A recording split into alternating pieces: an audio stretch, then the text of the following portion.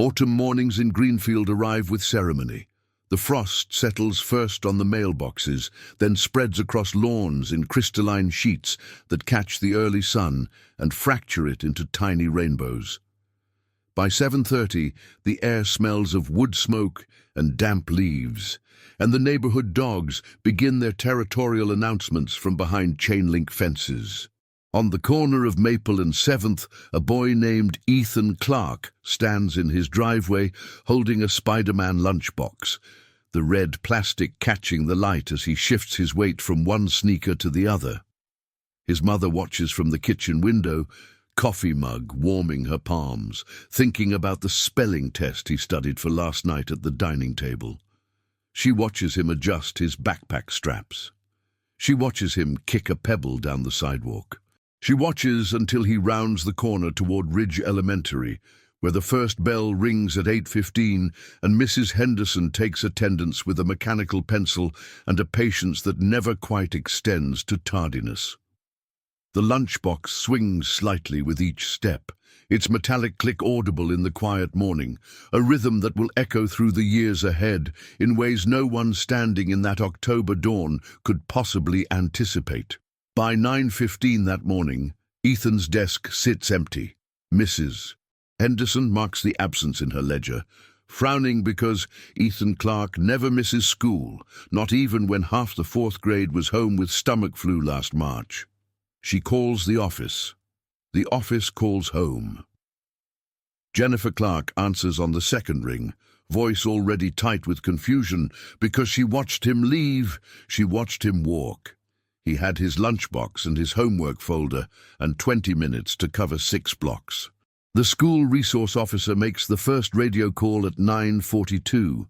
By 10:15, patrol units are checking the usual stops: the bus depot, the playground behind the library, the pond at Morrison Park, where kids sometimes skip stones instead of attending class. By noon, the pond is being dragged. By 2 o'clock, the Spider-Man lunchbox becomes evidence, catalogued and photographed, its cheerful red surface now part of a case file that will eventually span 15 years and 3 filing cabinets. Before we go further into this story, hit that subscribe button and drop a comment telling us where you're watching from tonight. We love hearing from this community. The search mobilizes with the efficiency of a small town that still believes neighbors protect neighbors. Gerald Monroe, the retired postal worker who lives 3 houses down, mentions a silver sedan idling near the crosswalk around 7:45. He noticed, because it seemed out of place, engine running, no one getting in or out, exhaust curling in the cold air. The description triggers alerts across 3 counties. Tips flood the hotline within hours. A silver Oldsmobile is stopped in Indiana. The driver is a grandmother visiting her daughter, bewildered and cooperative. A Buick with tinted windows is flagged in Ohio. It belongs to a pharmaceutical rep with receipts and appointment logs that account for every hour of that Tuesday. The leads multiply and dissolve like frost under midday sun, each one offering a moment of terrible hope before collapsing into another dead end. Jennifer and Michael Clarke learn to navigate jurisdictions the way other parents learn to navigate middle school schedules. Greenfield police handle the initial canvass, going door to door with photos and questions. County Sheriff takes over water searches, deploying divers who work in murky water, looking for things no one wants to find. State police coordinate the multi-county alerts, their databases linking small towns and highway patrols across a web of possible routes. The FBI enters when evidence suggests possible interstate movement, which means new interviews, new forms, new agents with different questions, and overlapping theories that sometimes contradict what the local detectives already established. The Clarks attend press conferences staged in municipal buildings with fluorescent lighting and American flags, reading prepared statements while cameras record every tremor in their voices, every pause where grief fills the space between words. Michael's hands shake when he holds the age-progressed photo they receive 6 months later, an artist's rendering of what Ethan might look like at 11.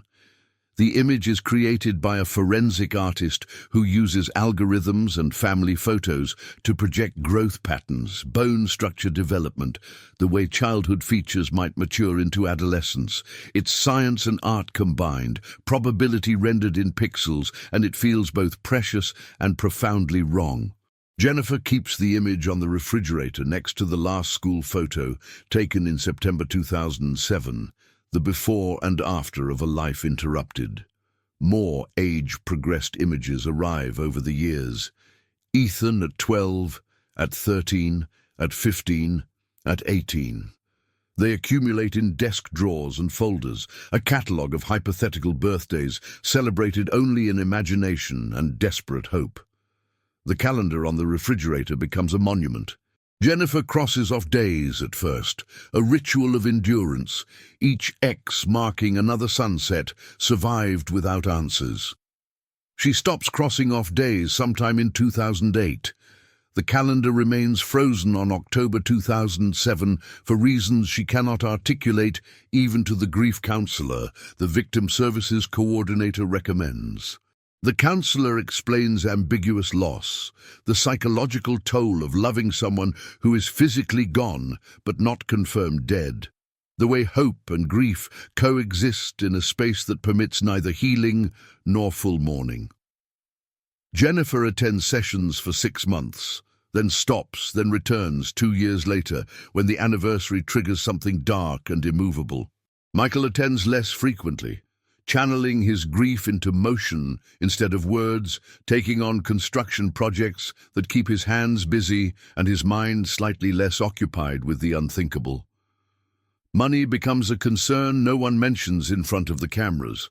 Michael's construction business slows because he cannot focus on estimates and timelines when his son's timeline has been severed.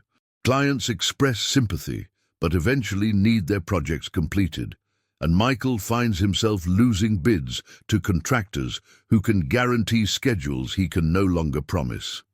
Jennifer takes leave from her job at the credit union, then returns part-time, then takes leave again when a co-worker asks how she's holding up, and she finds she cannot form words that capture the specific texture of waking every morning to the possibility that this might be the day someone calls with news.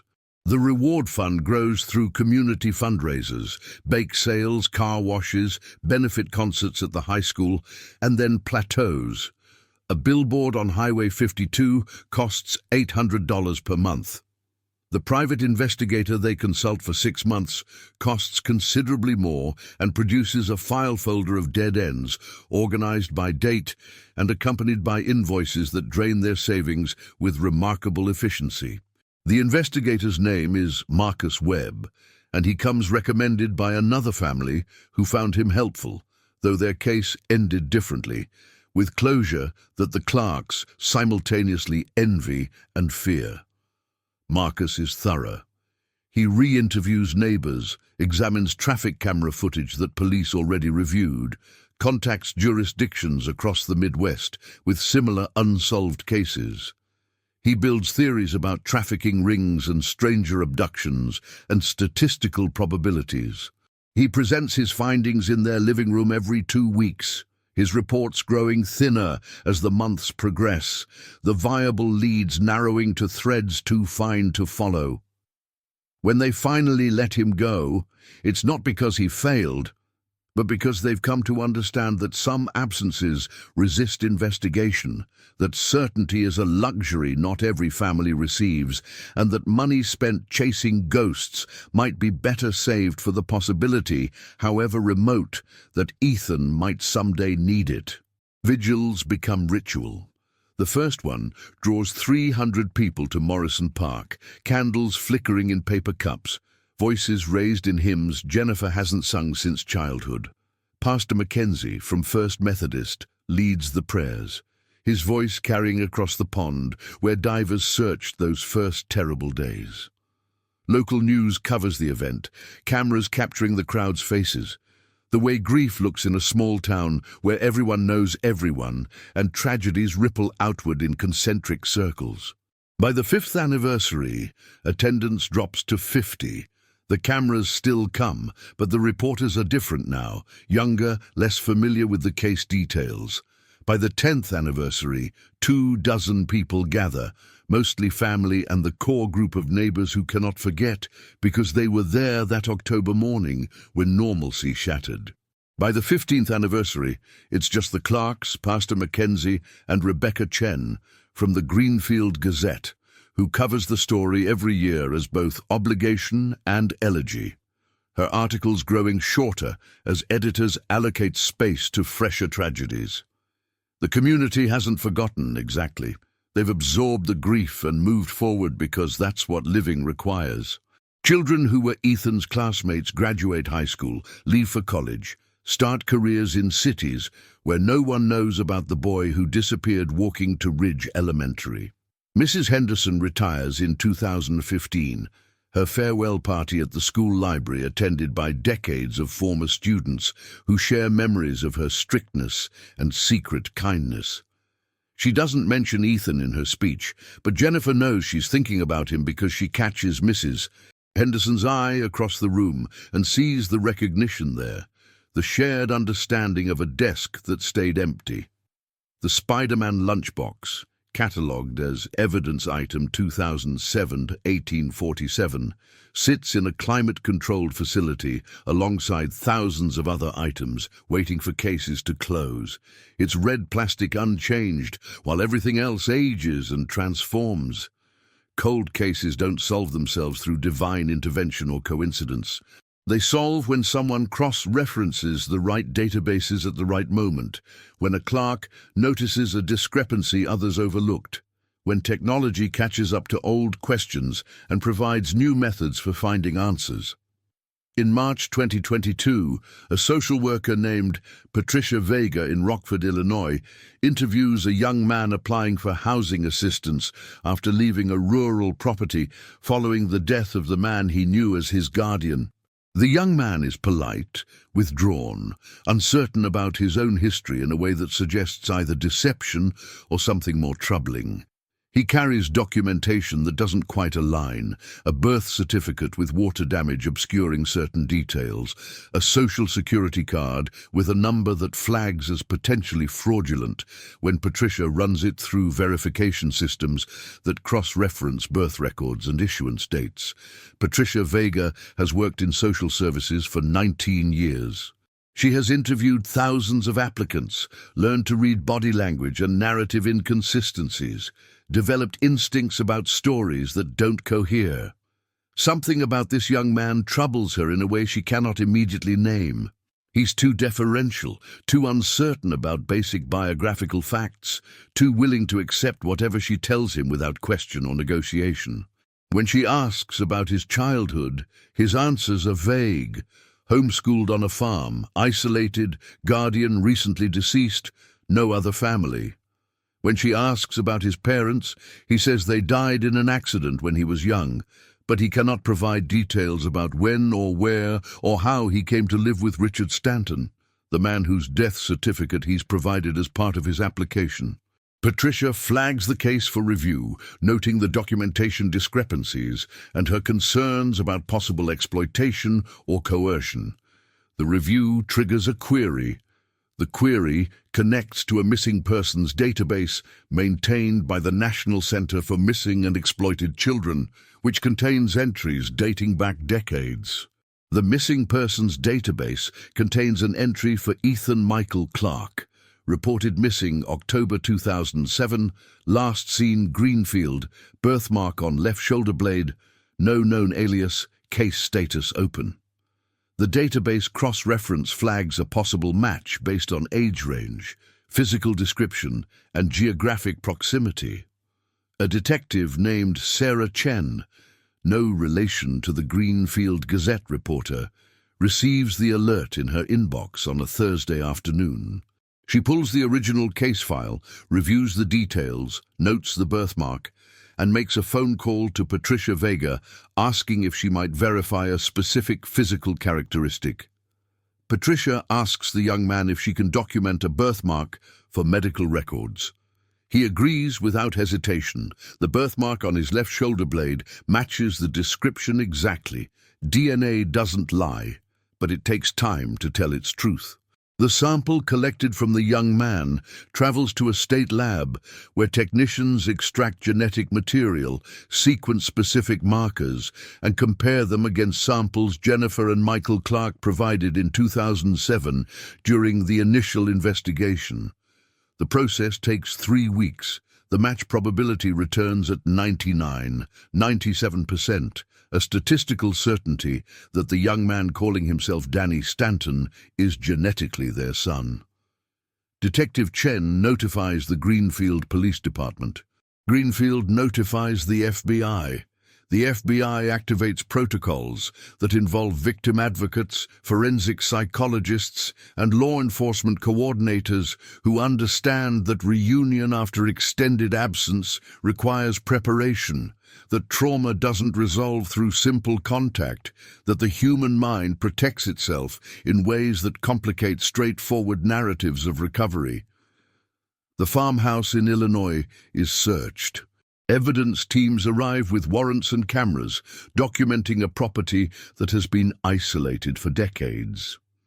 They find a cellar room with a deadbolt installed on the outside, walls covered in children's drawings dated across years.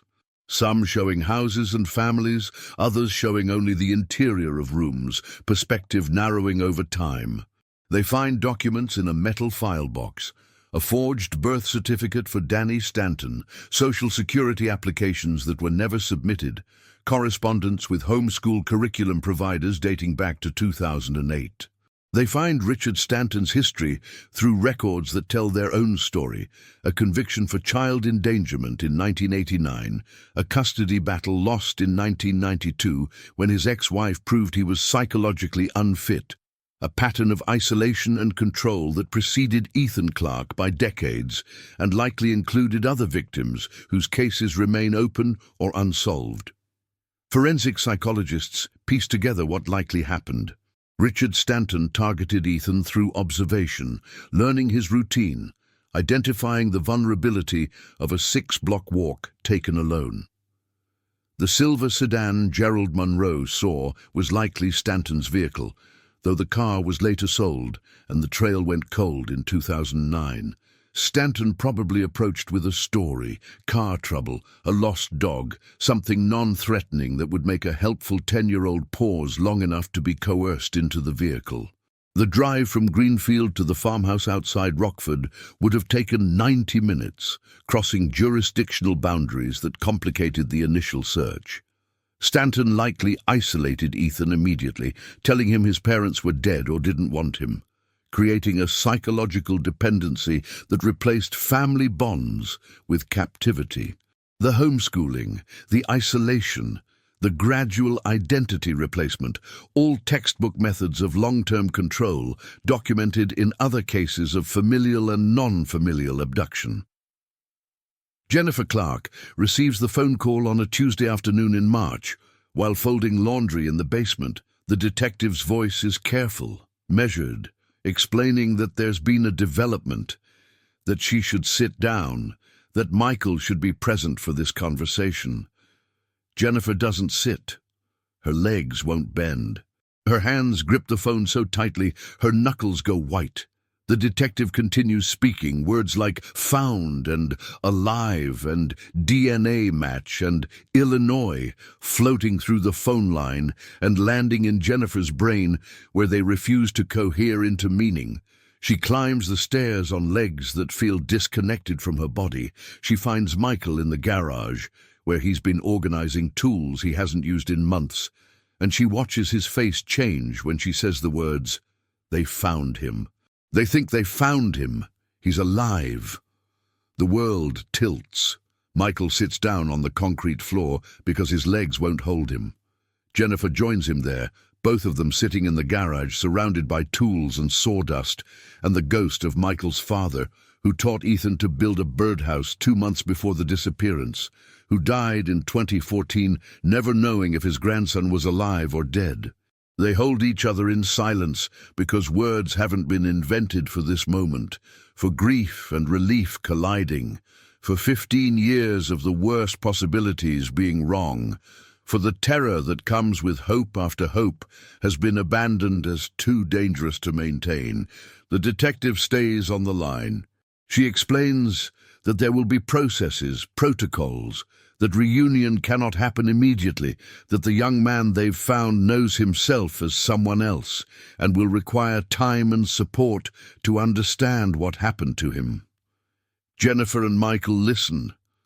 They agree to everything. They would agree to anything. The first meeting is arranged in a clinical setting, a conference room in a victim services building 2 hours from Greenfield, neutral territory chosen for psychological rather than geographic reasons. A forensic psychologist named Dr. Ellen Marsh facilitates. She meets with Jennifer and Michael first, explaining trauma, dissociation, identity disruption, the fact that the young man they're about to meet knows himself as Danny Stanton and has no emotional memory of being Ethan Clarke, though the cognitive fragments are there, buried under 15 years of psychological survival. She explains that reunion is a process, not an event, that their expectations must be tempered, their grief honored, their patience essential. She explains that he may not recognize them, may not feel what they hope he'll feel, that love and memory are not synonymous, and that the work ahead will require rebuilding rather than resuming. Jennifer holds Michael's hand so tightly his fingers go white. She's wearing the necklace she bought in 2009, a silver pendant with Ethan's name engraved on it, a talisman she's touched thousands of times in prayer or desperation or simple habit. When the door opens and a young man enters, tall, thin, with Michael's jawline and Jennifer's eyes and posture that suggests perpetual caution, she makes a sound she didn't know she could make, something between sob and gasp and prayer. The young man looks at them like strangers, which, functionally, they are. 15 years is a lifetime when you're 10 years old. Memory doesn't preserve what survival requires you to forget. Dr. Marsh guides the conversation with questions designed to avoid pressure. What do you remember about being 10 years old? What's the earliest thing you recall? The young man's answers come slowly, haltingly, his voice quiet. A lunchbox, red, a superhero. He can't remember the name. A woman at a window, her face unclear, but the sense of her presence persistent. A man who built things with wood and smelled like sawdust. That detail catches Michael's breath because that's his father, Ethan's grandfather, who ran a wood shop in the garage and taught his grandson to sandboards with the grain, never against it. Jennifer begins to cry. She tries to stop, pressing her hand against her mouth, but the tears won't obey any attempt at control. Michael asks if he can show Ethan something, and Dr. Marsh nods consent, and Michael pulls up a photo on his phone, the Spider-Man lunchbox, photographed in evidence storage, its red surface still bright under fluorescent lights. The young man stares. His breath catches. His hand rises to his chest, fingers pressing against his sternum. He says, "I remember that. I remember the way the latch clicked." His voice breaks slightly. He says, "It made a sound, like a snap, metal on metal." It's not recognition of parents or home. It's not the emotional reunion Jennifer has imagined 10,000 times, but it's recognition of object, of texture, of a detail that survived when so much else was stripped away. And it's a beginning. The sessions continue. Twice weekly at first, then 3 times. Then at Dr. Marsh's recommendation, they reduced to twice weekly again because intensity isn't the same as progress. The young man, he hasn't yet decided what to call himself, oscillating between the name he knows and the name they tell him he had, begins to access fragments.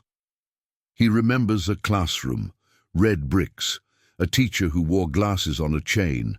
He remembers a kitchen with yellow curtains. He remembers the smell of coffee and something baking, though he cannot identify what. He remembers fear, sudden and complete, the sensation of the world changing in an instant. He remembers a voice telling him his parents were dead, that he was lucky to have been saved, that the world was dangerous and isolation was safety. Dr. Marsh explains that recovered memories are complicated, that the brain constructs narratives from fragments, and those narratives aren't always reliable. That verification requires external evidence rather than assuming accuracy based on emotional conviction. But when the young man describes the yellow curtains, Jennifer goes home and finds photos from 2007, and there they are.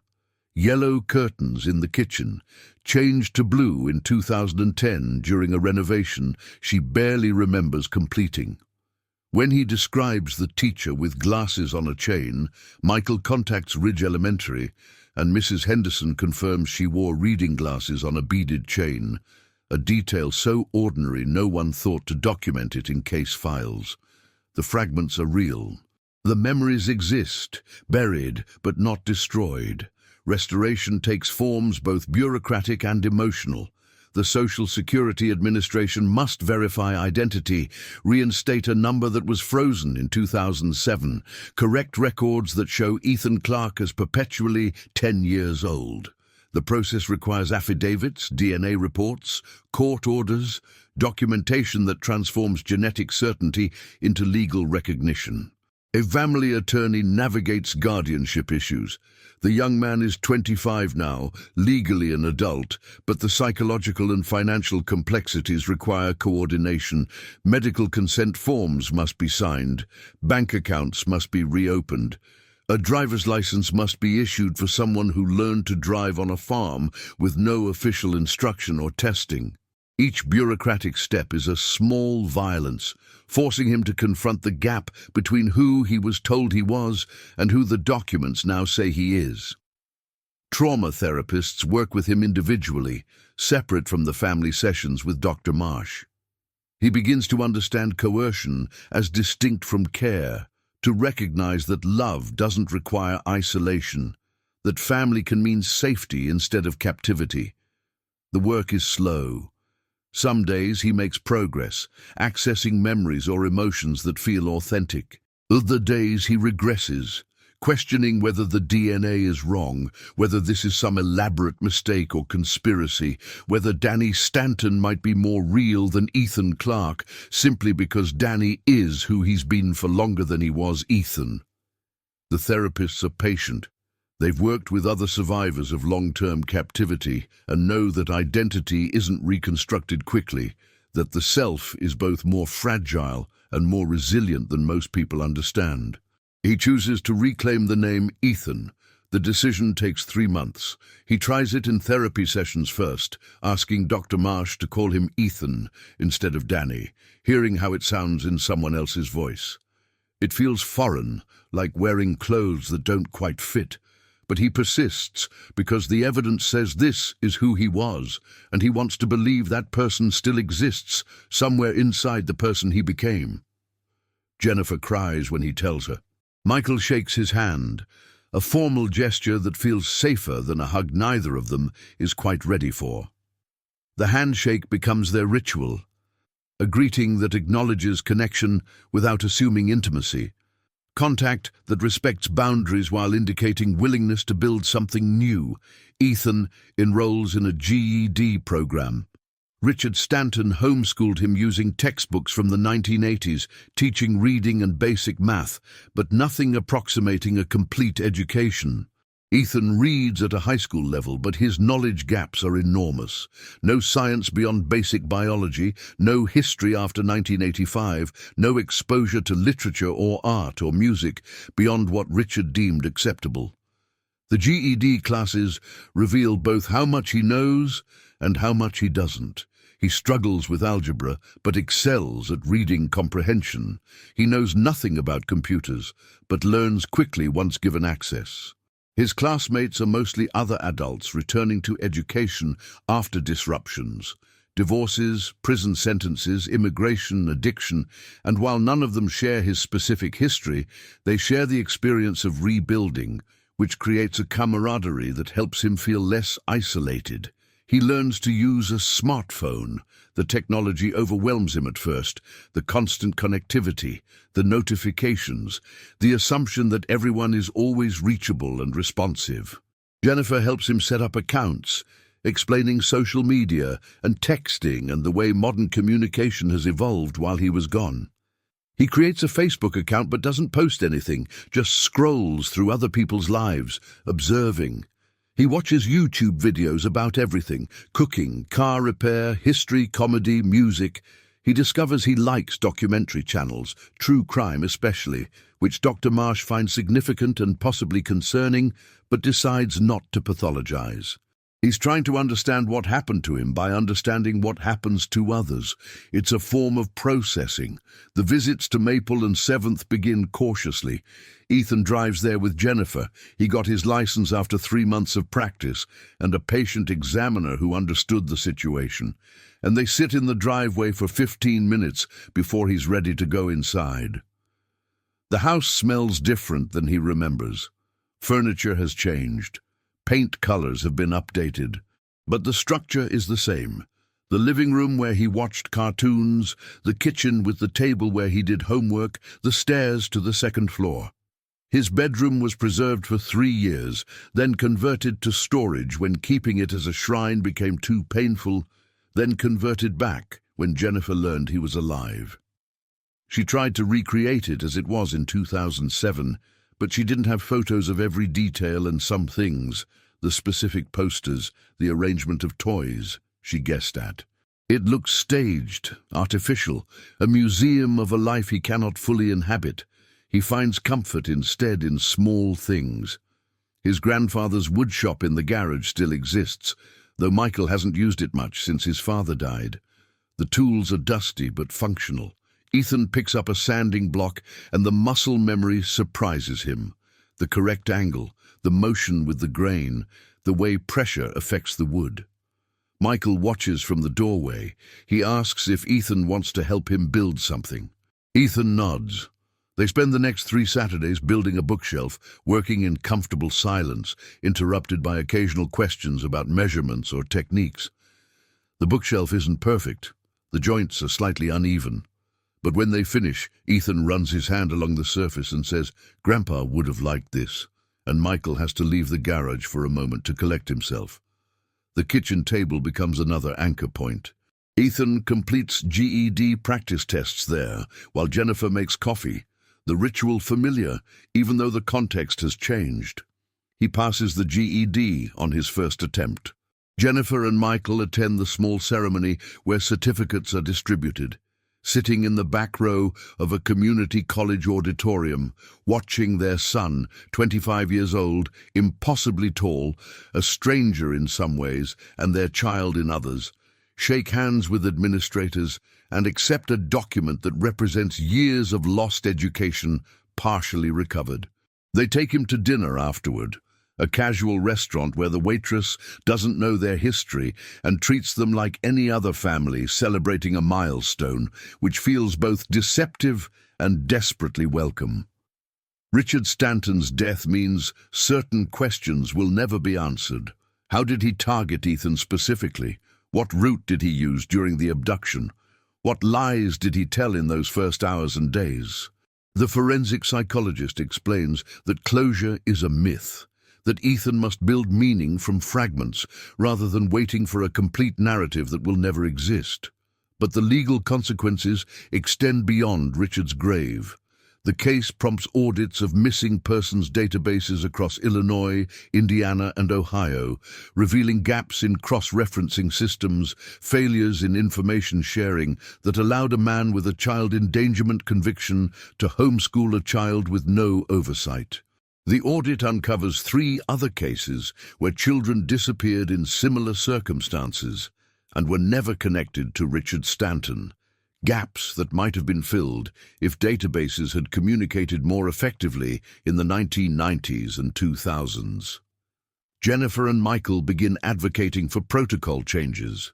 They testify before state committees, speaking about the specific failures that allowed Ethan's case to go unsolved for 15 years, arguing for better integration of missing persons databases, mandatory cross-state information sharing, improved training for social workers who might encounter victims.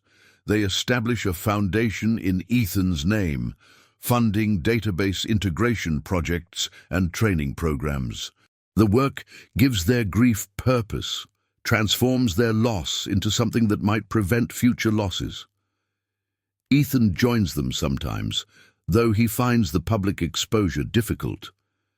He speaks at a conference on missing children and family reunification 2 years after the reunion, his voice steady, talking about the Spider-Man lunchbox, about sensory anchors, about the importance of survivor-centered protocols that prioritize agency over spectacle.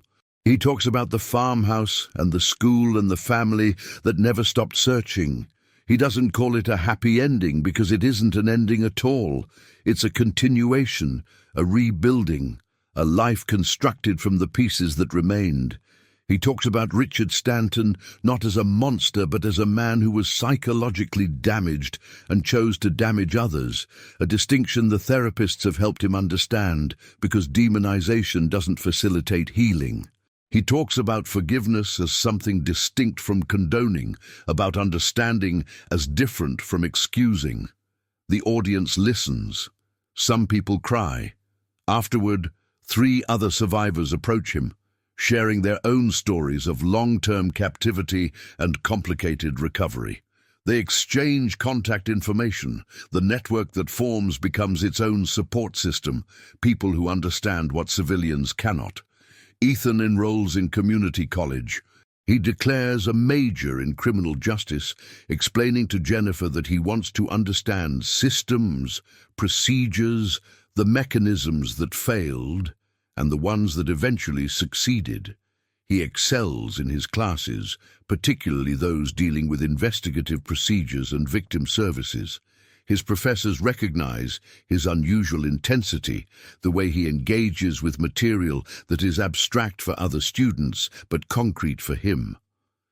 One professor asks if he's considered law enforcement. Ethan says no, that he's more interested in policy and reform, in changing systems rather than operating within them. He maintains a 3.8 GPA. He makes the dean's list. He applies to a 4-year university. He joins a support group for survivors of long-term captivity. The group meets weekly in a community center basement, facilitated by a social worker who understands that healing isn't linear, that some weeks people need to talk, and other weeks they need to just sit in silence with people who understand without explanation. Ethan learns he's not alone in struggling with grocery stores, where too many choices trigger something overwhelming. He learns others also have trouble with traffic, with crowds, with freedom that feels less like liberation and more like vertigo. He learns that recovery accommodates complexity, that he can be grateful to be alive while simultaneously grieving the 15 years he lost, that both states are valid and neither negates the other. 3 years after the reunion, Ethan moves into an apartment. The independence terrifies and exhilarates him simultaneously. Jennifer helps him shop for furniture, driving to IKEA and navigating the showroom maze, while Ethan makes decisions about bed frames and dish sets. He chooses simple things, functional, avoiding excess because too many options still overwhelm. Michael helps him assemble everything, another ritual of connection through shared work rather than forced conversation. Ethan adopts a dog from the shelter, a mixed breed with calm energy and a history of abandonment. He names her Lucy. She sleeps at the foot of his bed and provides the kind of uncomplicated companionship that humans cannot offer. He calls his parents twice a week, Tuesdays and Sundays, a schedule that provides structure without pressure. The conversations last 15 minutes usually, covering ordinary topics, how classes are going, what he's making for dinner, whether the bookshelf they built together is holding up. Jennifer treasures these calls more than she can articulate. Michael listens on speakerphone, contributing occasionally, mostly just present. They visit for Sunday dinners once a month. Ethan brings Lucy. They eat pot roast or grilled chicken, foods that are familiar but not laden with excessive memory. Afterward, they watch a movie or sit in the backyard or work on projects in the garage. The visits are pleasant, careful, building towards something that might eventually feel natural rather than negotiated. Ethan graduates with his associate degree and applies to a 4-year program. He's accepted at 3 universities, chooses 2 hours from Greenfield, far enough for independence but close enough for regular contact. He studies criminal justice and psychology, a double major that will take 5 years but feels right. He writes papers about missing persons databases, about victim services protocols, about the psychological impact of long-term isolation. His professors encourage him to consider graduate school. He thinks maybe, eventually, but first he wants to work, to apply his knowledge practically rather than remaining in academia indefinitely. He interns with a non-profit that advocates for missing children, working on database integration projects his own foundation funds. On autumn mornings, when frost settles on mailboxes and the air smells of wood smoke and damp leaves, Jennifer Clarke stands at her kitchen window with coffee warming her palms. She doesn't watch the sidewalk anymore, doesn't scan for a small figure with a red lunchbox rounding the corner, but she remembers. She honors the loss and the finding, both the 15 years of absence and the years since of careful rebuilding. She thinks about the social worker who trusted her instincts, the database that finally connected, the birthmark that proved what a mother's heart already knew. She thinks about systems that failed and systems that worked, and the humans who made both possible, the detective who stayed on the case even when it went cold, the forensic psychologist who understood that reunion requires preparation, the victim services coordinator who explained that closure is a myth, but meaning can be constructed from fragments. She thinks about her son, who exists now in present tense instead of past, who carries 15 years of questions that will never fully resolve but who keeps building forward anyway. He called last night, his Tuesday call, telling her about a paper he's writing on interagency communication failures in missing persons cases. He sounded good, engaged, present. He mentioned maybe bringing Lucy for Sunday dinner if that was okay, and Jennifer said, of course, always, come whenever you want. She thinks about the Spider-Man lunchbox still in evidence storage and wonders if they'll ever get it back. If Ethan would want it, if it would help or hurt to hold the object that linked past to present when everything else seemed impossibly lost. The frost catches the morning light, fracturing into tiny rainbows. The neighborhood dogs begin their announcements, territorial barking that sounds the same as it did 18 years ago. The world continues, scarred and imperfect, and sometimes against impossible odds, capable of restoration. Michael joins Jennifer at the window, his hand finding hers, both of them watching the sunrise paint the street gold. They don't talk about what they're thinking. They don't need to. They've learned that some things exist beyond language, that survival doesn't require articulation, that love adapts to whatever form it's given the chance to take. They finish their coffee. Michael heads to the garage to work on a project. Jennifer starts a load of laundry, the ordinary routines of ordinary lives, made precious by the knowledge of how easily they can be severed, how miraculously they can sometimes, against all probability, be restored.